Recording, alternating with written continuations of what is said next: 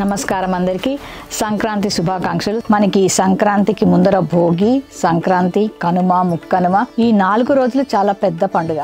ఈ స్పెషాలిటీ ఏమిటి అంటే యూజువల్గా మనకి దసరాకి మహిషాసురుడు సంహరించబడటం జరిగింది, దీపావళికి నరకాసుర వధ జరిగింది. సంక్రాంతికి పురాణాల్లో ఎక్కడ స్పెషల్గా మెన్షన్స్ లేకపోయినా కానీ జానపదుల్లో ఒక 2 కథలు పాపులర్గా ఉన్నాయి. ఒకటి ఏంటంటే సంక్రాసురుడు అనే ఒక అసురుడు, అలాగే కింకాసురుడు అని ఇంకొక అసురుడు. వీళ్ళిద్దరు కూడా భూమి మీద ప్రజల్ని చాలా టార్చర్ పెట్టేసేవాళ్ళుట, పట్టుకెళ్ళి నానా రకాలుగా హింసించేవాళ్ళు. అండ్ ఈ ఇద్దరు దేనికి ప్రతీక అంటే జడ్డితనానికి, బద్ధకానికి, మన్నుదిన్న పామంటారే అటువంటి నేచర్కి వీళ్ళిద్దరు ప్రతీక. అట్లాంటి సిచ్యువేషన్ ని మనుషుల్లో ఇండ్యూస్ చేసి వాళ్ళని చాలా రోగాలతో టార్చర్ పెట్టేవాళ్ళుట. మరి వీళ్ళ పీడ విరగడ చేయమని ప్రజలందరూ దేవుళ్ళకి మొక్కుకున్నారు. అప్పుడు సంక్రాంతి లక్ష్మి దివి నుండి భువికి దిగి వచ్చి సంక్రాంతి నాడు సంక్రాసురుడిని వధించింది. అలా వాడి పీడ విరగడ చేసింది. ఆ మరునాడు కనుమ రోజున కింకాసురుడిని వధించేసింది. అందువల్ల సంక్రాంతి నాడు సంక్రాంతి సంబరాలు జరుగుతారు. అలాగే మరునాడు కనుమ నాడు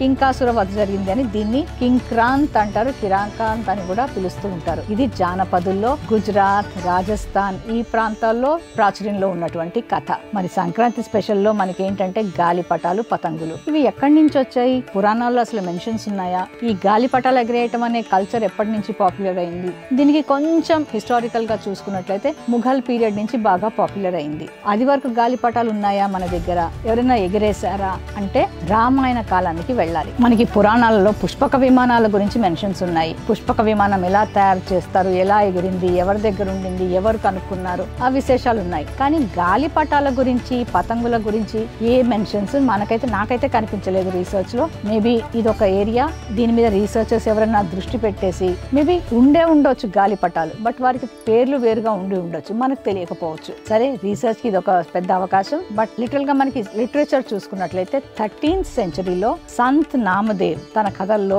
గుడిలను ఎగరేశారు, గుడి అనేసి దాన్ని కాగడ్తో తయారు చేశారు. అంటే కాగడ్ అంటే కాగజ్ తో తయారు చేసిన గుడిలను ఎగరేసి వసంత ఋతువుని ఆహ్వానించారు అని, లేదా భగవంతుడిని ఆహ్వానించారు అని, సూర్య భగవానుడికి మొక్కారు అని తన పాటల్లో మెన్షన్ చేశాడు. ఆ తర్వాత 16th centuryలో మనకి కవులు దశోపంత్, ఏకనాథులు వీళ్ళు వావడి అని చెప్పి వర్ణించారు. ఆ వర్ణన చూస్తే సేమ్ గాలిపటం యొక్క వర్ణననే. ఆ తర్వాత కాలంలో 17th century మన తులసిదాస్ కాలంలో ఆయన రామచరిత మానసం రాసినప్పుడు అందులో ఒక ఎపిసోడ్ గురించి స్పెషల్ గా మెన్షన్ ఉంది. ఏంటంటే బాలరాముడు ఒక గాలిపటాన్ని ఎగరేశాట.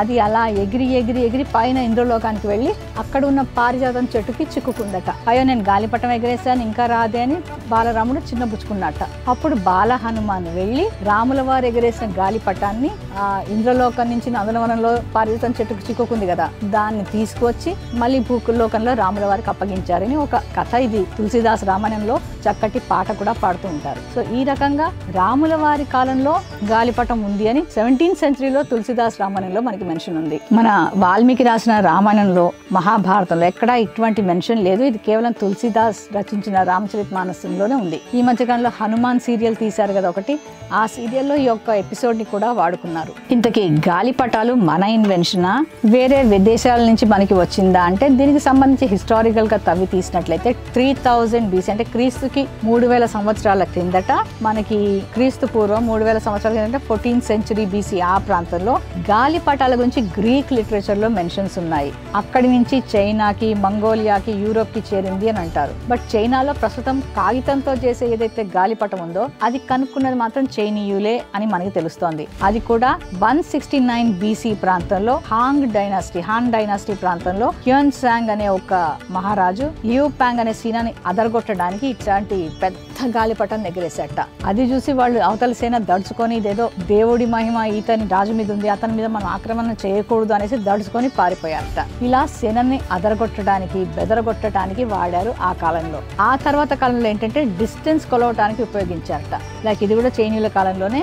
ఆ టైంలో ఏం చేశారంటే ఒక మహారాజు దొంగతనంగా ఒక కోటలోకి ప్రవేశించి కోట గోడకి అక్కడ గాలిపటం ఎగరేసరికి అక్కడ దూరంగా అడవుల్లో ఉన్నటువంటి సేన అక్కడి నుంచి కోట గోడలో గాలిపటం ఎగరేసిన చోటుకి ఒక టన్నల్ ని తవ్వి మొత్తానికి చైనా వాల్ కింద నుంచి టన్నల్ తవ్వి కోటలోకి వచ్చి అప్పుడు సేన అంతా ఈ రాజ్యాన్ని ఆక్రమించారు. ఇది చైనా ప్రాంతంలో ఉన్నటువంటి నమ్మకం. మన చెంగిస్ ఖాన్ కూడా మంగోలియా రాజు ఇలాగే డిస్టెన్స్ కొలవటానికి గాలిపటాలు ఎగిరేశాడు అనేసి చారిత్రక ఆధారాలు ఉన్నాయి. సరే, ఈ గాలిపటాలు సరే మన దేశంలో ఎప్పుడు పాపులర్ అయ్యింది అంటే మొఘల్ పీరియడ్లో చాలా పాపులర్ అయ్యింది.